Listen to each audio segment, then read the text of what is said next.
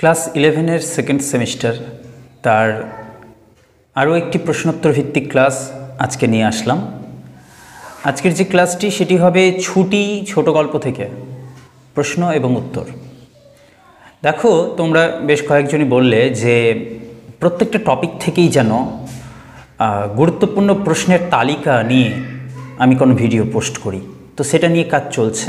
খুব শীঘ্রই তোমরা ছুটি গল্প, তেলেনাপোতা আবিষ্কার থেকে শুরু করে বাকি যতগুলো টপিক আছে সাহিত্যের ইতিহাস থেকেও, সাহিত্য সংস্কৃতি ইতিহাস, প্রত্যেকটা থেকে কিন্তু আমি গুরুত্বপূর্ণ প্রশ্নের লিস্ট দিয়ে দিব এবং সেই প্রশ্নগুলোর আলোচনাও আমি কিন্তু সবগুলো এক এক করে দিয়ে যাচ্ছি।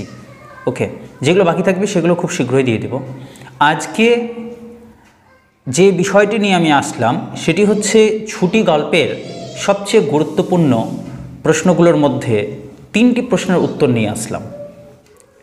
তোমরা খাতা কলমে প্রশ্নগুলো লেখো এবং উত্তরগুলো কীভাবে সাজাবে সেটা নিয়েও আমি আলোচনা করে দেব, ফলে তোমাদের লিখতে কোথাও সমস্যা হবে না।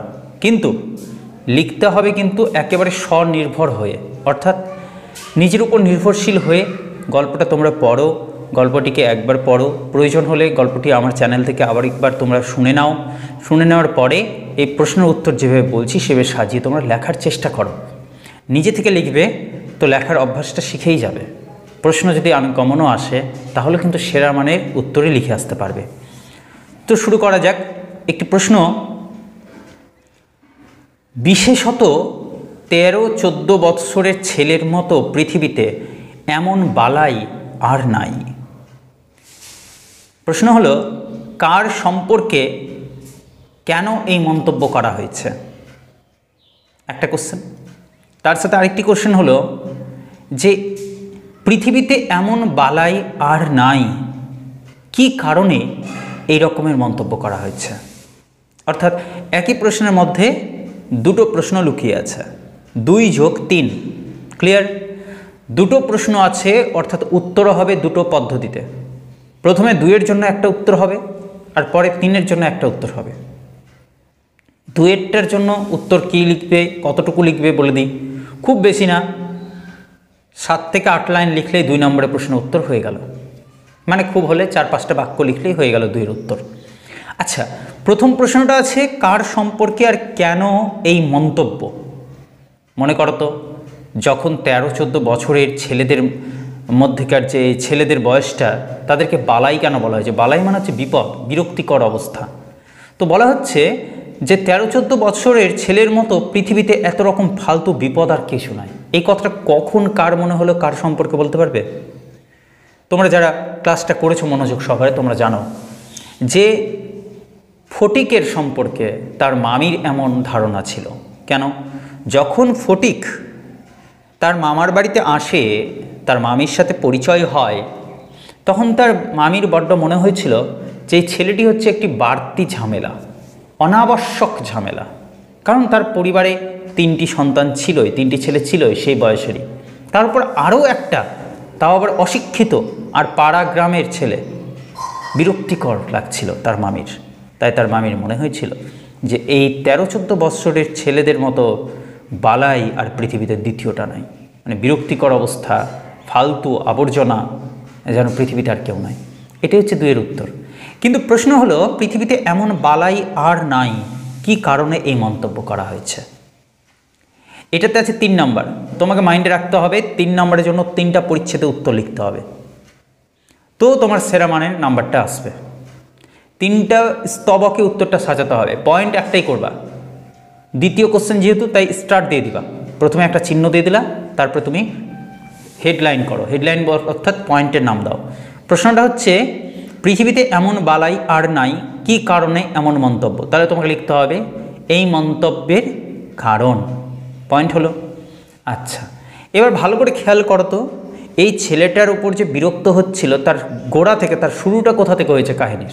কাহিনীর এই শুরুটা হচ্ছে তার বয়স সন্ধির সময়ের থেকে।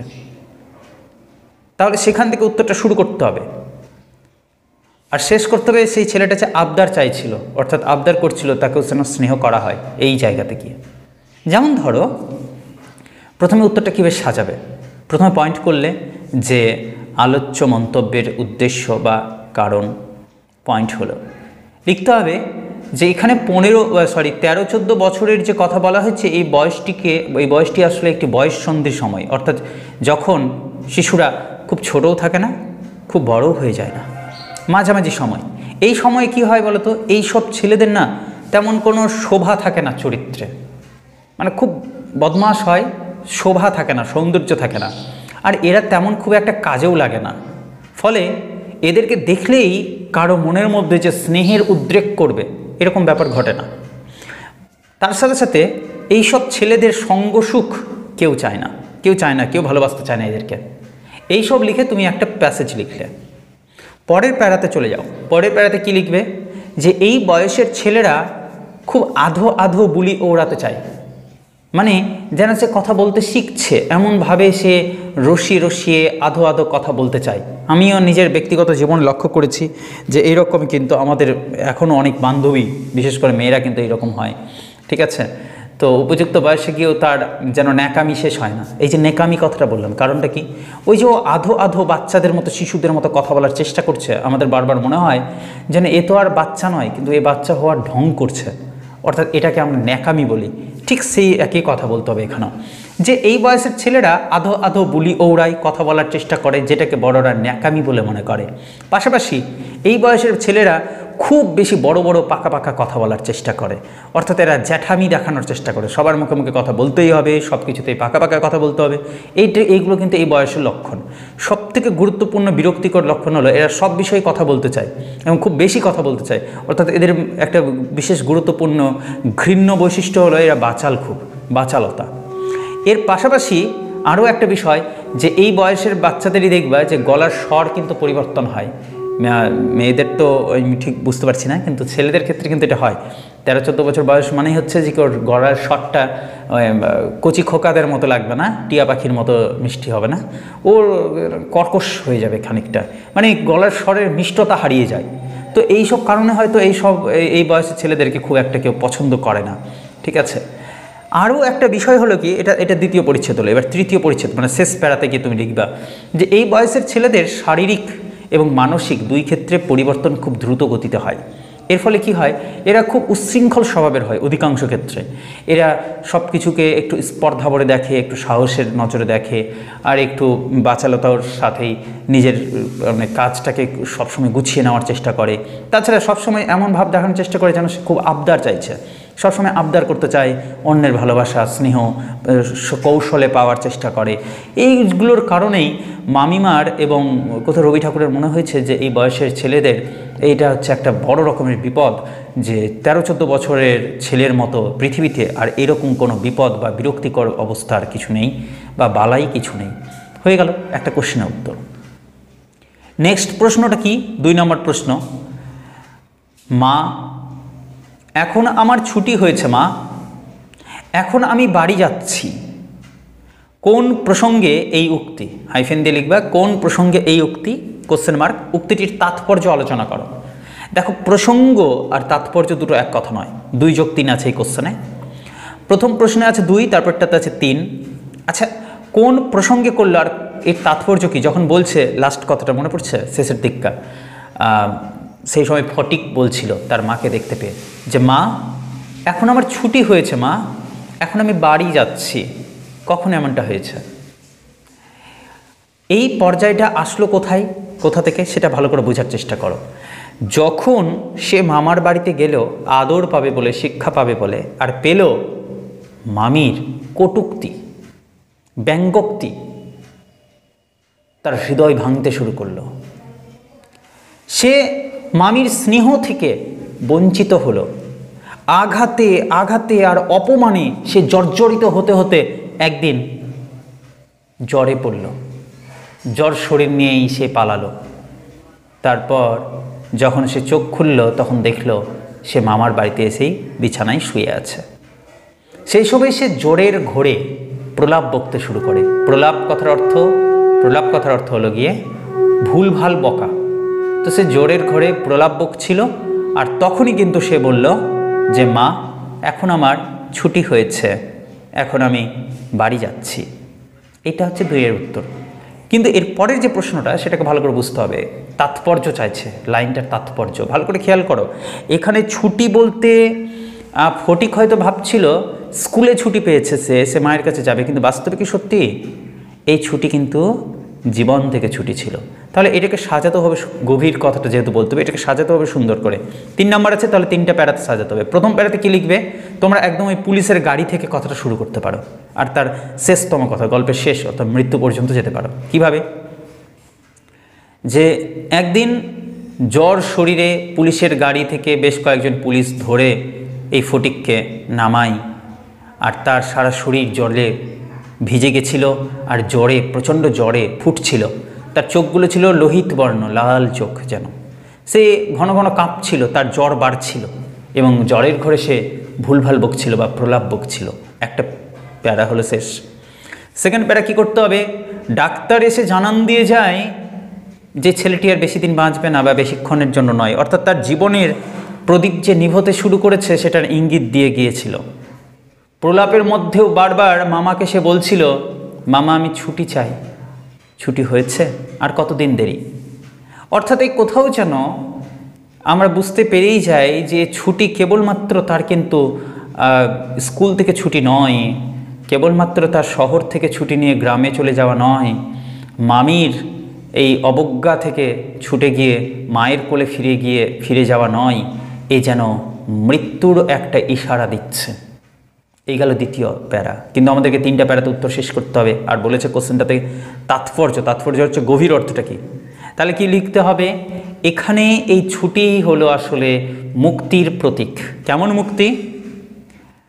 কেবলমাত্র স্কুল থেকে বা 4 দেওয়াল থেকে বা শহুরে জীবন থেকে গ্রামে পালিয়ে আসাটা মুক্তি নয়, এই জন্য স্নেহ প্রেমহীন জীবন থেকে পালিয়ে যাওয়া, এই যেন মুক্তির আনন্দে ছুটি চাওয়া। কোথাও যেন ফটিক মনে করছিল, ফটিকের মনে হয়েছিল যে সে যখন তার মাকে দেখলো তখন সে মায়ের কাছে ছুটে যেতে পারবে, অর্থাৎ হয়তো ছুটি হয়েছে তার স্কুলে, তাই সে মায়ের কাছে ফিরে যাবে বা ফিরে যাচ্ছে, বা তাই জন্য তার মা এসেছে। কিন্তু বাস্তবে এমনটা ঘটেনি।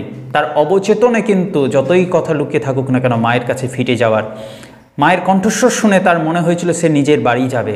সত্যি সে নিজের বাড়ি যাচ্ছে, কিন্তু এ বাড়ি আর 4 দেওয়াল নয়, এ মুক্তির জন্য। এ সেই জগতে যেখান থেকে আর মানুষ ফিরে আসে না, না ফেরার দেশে সে পাড়ি দিচ্ছে। এখানে এই ছুটির গভীরতা, এখানেই যে ছুটিটা সে চেয়েছিল কেবলমাত্র মানুষের অবজ্ঞা থেকে, অপমান থেকে, আঘাত থেকে, পীড়ন থেকে, কষ্ট থেকে, স্নেহ আর প্রেমহীনতা থেকে প্রেমের পথে যাবে সে, মায়ের স্নেহের কাছে যাবে সে, প্রার্থনার কাছে যাবে সে, আদরের কাছে যাবে সে, আবদারের কাছে যাবে সে। কিন্তু সে পেল কি? না ফেরার দেশে যাত্রার ডাক টিকিট পেল যেন। সে চলে যাচ্ছে যেখান থেকে আর কখনো ফিরে সে আসতে পারবে না, না ফেরার দেশে চলে যাচ্ছে। নেক্সট, তৃতীয় প্রশ্ন, খুবই গুরুত্বপূর্ণ একটি প্রশ্ন। ছুটি গল্পে মামার বাড়িতে গিয়ে ফটিকের যে দুরবস্থা হয়েছিল তা নিজের ভাষায় লেখো। এই যে প্রশ্নটি এখানে আছে সরাসরি 5 নাম্বার। তাহলে 5 নাম্বারের জন্য তোমাকে 5টা পরিচ্ছেদে কথাটা লিখতে হবে, নোটটা লিখতে হবে, প্রায় 1.5 পাতা লিখতে হবে। কিভাবে লিখবে ভাবছো তো? ভালো করে খেয়াল রাখো।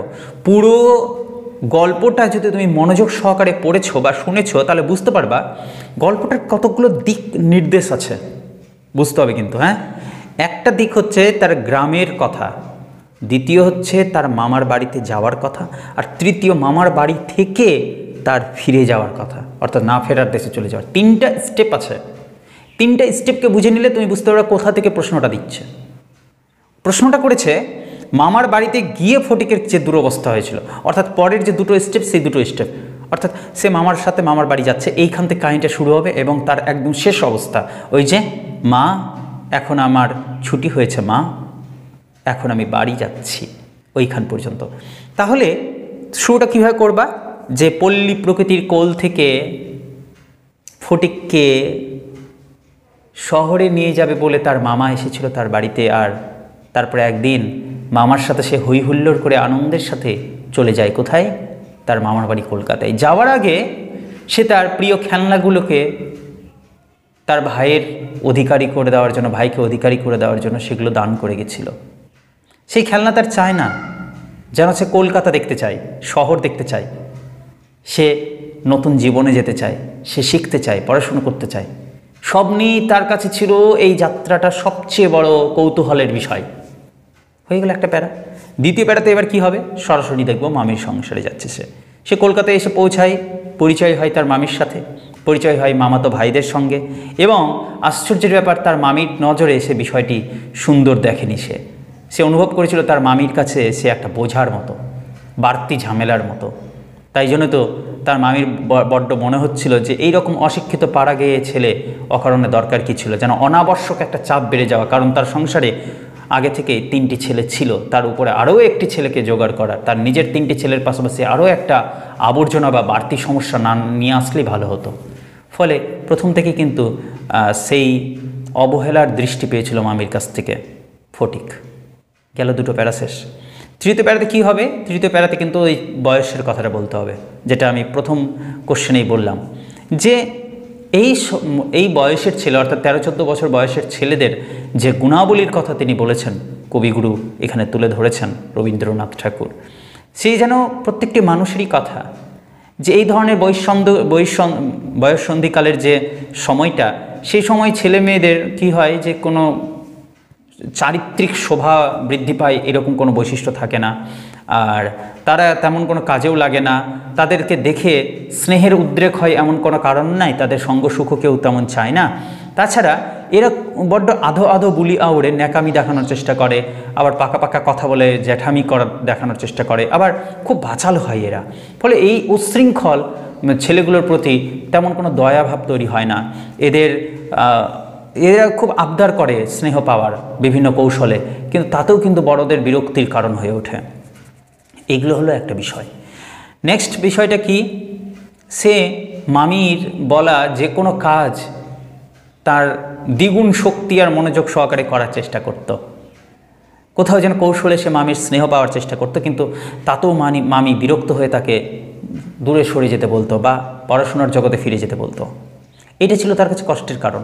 এই কষ্টের মাত্রা বেড়ে যেত যখন বিদ্যালয়ের শিক্ষক মহাশয় পড়া না পারার জন্য বা পড়ায় অমনোযোগী হওয়ার কারণে তাকে বকাবকি করত। একদিন তো সে স্কুলে বই হারিয়ে ফেলে, তার জন্য মারাত্মক মারধর খায় এবং বাড়িতেও খুব অপমান সহ্য করে, আর স্কুলেও তার মামাতো ভাইয়েরা তাকে নিয়ে হাসাহাসি করতো, তার পরিচয় দিতে লজ্জা পেত। এগুলো তার খুব কষ্ট হতো। একদিন এই কষ্ট থেকে তার মধ্যে তৈরি হয় গভীরতম মাথা ব্যথা এবং জ্বর। গভীরতম বললাম এই কারণে যে মাথা ব্যথার কোনোদিন শেষ হয় না। এই মাথা ব্যথা সত্যি করে বলতে আমি যা অনুভব করেছি তা কেবলমাত্র শারীরিক সমস্যা নয়, এই মাথা ব্যথা হচ্ছে সেইটাই যা আর কখনো শেষ হবে না, যা তাকে ধীরে ধীরে একেবারে শেষ করে দিচ্ছে, ক্ষয় করে দিচ্ছে। এই মস্তিষ্ক প্রসূত তার মধ্যে আর নতুন কোনো ধারণা আসবে না, এটাই শেষতম কথা। তাই সেই প্রচণ্ড জ্বর এবং মাথা ব্যথা নিয়ে পালাতে চায় মামার বাড়ি থেকে, চলে যেতে চায় মায়ের কোলে। এটা গেল লাস্ট 4 নম্বর পার্ট। শেষতম অধ্যায় বাকি আছে, অর্থাৎ তার যে দুরবস্থা হয়েছিল সেটাই আমরা দেখব। একসময় দেখা যায় ভিজতে ভিজতে তার জ্বর বাড়তে শুরু করে, আর সেই অবস্থায় পুলিশের গাড়িতে করে তাকে নিয়ে আসা হয় বাড়িতে, মামার বাড়িতে। মামা তাকে কোলে করে তুলে বিছানায় নিয়ে শোয়ায়। তার সারা শরীর জোরে কাঁপছিল আর চুপচুপেভাবে ভিজে গিয়েছিল জলের মধ্যে। তাছাড়া তার লোহিত বর্ণ চক্ষু ছিল, আর সে জ্বরের ঘোরে ভুলভাল বকছিল, প্রলাপ বকছিল, বারবার মামাকে বলছিল, মামা আমার কবে ছুটি হবে। মামা তার কাঁদছিল হাত ধরে, ভাগ্নের হাত ধরে। তারপরেই তার মা এসে পৌঁছায় এবং মাকে দেখেই তার মনে হয় সে বোধহয় ছুটি পেয়েছে, এবার সে মায়ের কোলে যেতে পারবে, এবার সে গ্রামে যেতে পারবে। সে নিজের প্রিয় মাঠ, খেলার সঙ্গী, প্রিয় আকাশ, প্রিয় গ্রাম, প্রিয় নদীটির কাছে পুনরায় যেতে পারবে বলে তার মনে হয়েছিল। কিন্তু সেটা ছিল তার ভুল ধারণা। তার অবচেতনা ছিল নিজের বাড়ি ফিরে যাওয়ার কথা। সত্যি রবীন্দ্রনাথ ঠাকুর তাকে তার বাড়িতেই ফিরিয়ে দিয়েছেন। এই স্নেহ প্রেমহীন জীবন থেকে তাকে চিরকালের জন্য ছুটি দিয়েছে, মুক্তি দিয়েছেন। তাই তো সে বলেছে তার মাকে দেখেই, মা এখন আমার ছুটি হয়েছে, মা এখন আমি বাড়ি যাচ্ছি। সত্যি সে বাড়ি যাচ্ছে। তার বাড়ি সেই অনন্ত জগৎ, সেই না ফেরার দেশ, যেখান থেকে আর কখনো ফিরে আসা যায় না। সেটাই তো প্রকৃত বাড়ি। আমরাও তো এখানে হাট বাজার করতে এসেছি, আগে পরে সবাইকে যেতে হবে আমাদের প্রকৃত নিজের বাড়িতে। মৃত্যুর ওপারে যা আছে সেইখানে যেতে হবে। এই 3টি প্রশ্ন খুবই ইম্পর্ট্যান্ট। এর পাশাপাশি ছুটি গল্পের নামকরণ আর ছুটি গল্পের মধ্যে যে গুরুত্বপূর্ণ 3টি চরিত্র আছে সেগুলো তোমরা প্র্যাকটিস করো, অর্থাৎ একটি ফটিকের চরিত্র, একটি মামা বিশম্বরের চরিত্র, আর একটি হচ্ছে তার মামিমার চরিত্র। চরিত্রের দোষ এবং গুণ নিয়েই চরিত্র হয়, তাই দেখতে হবে যে ফটিকের কোন কোন দিক আছে, যেমন দুঃসাহস আছে, যেমন বাচ্চামি আছে, আবার কোথাও হয়তো আছে তার হিংস্রতাও আছে, সততাও আছে, আবার গ্রামের প্রতি ভালোবাসাও আছে, কেমন এগুলো আছে, পড়াশোনায় অমনোযোগী, এগুলো বৈশিষ্ট্য। এইরকম করে বিশম্বরের এবং ফটিকের মামিমার চরিত্র খুব ইম্পর্টেন্ট। তোমরা এগুলো প্র্যাকটিস করো, কোথাও অসুবিধা হলে সেগুলো কমেন্টে জানাবে। আমি খুব শীঘ্রই তোমাদের সবচেয়ে গুরুত্বপূর্ণ প্রশ্নের একটা প্রশ্ন তালিকা নিয়ে খুব শীঘ্রই আসছি তোমাদের ক্লাসের, কেমন? তো তোমরা সবাই ভালো থেকো, আর আলোচনাটি কেমন লাগলো অবশ্যই জানাবে, লাইক কমেন্ট করে শেয়ার করে দিও, আর নতুন হয়ে থাকলে চ্যানেলে অবশ্যই সাবস্ক্রাইব করে দেবে। ভালো থেকো সবাই, ধন্যবাদ।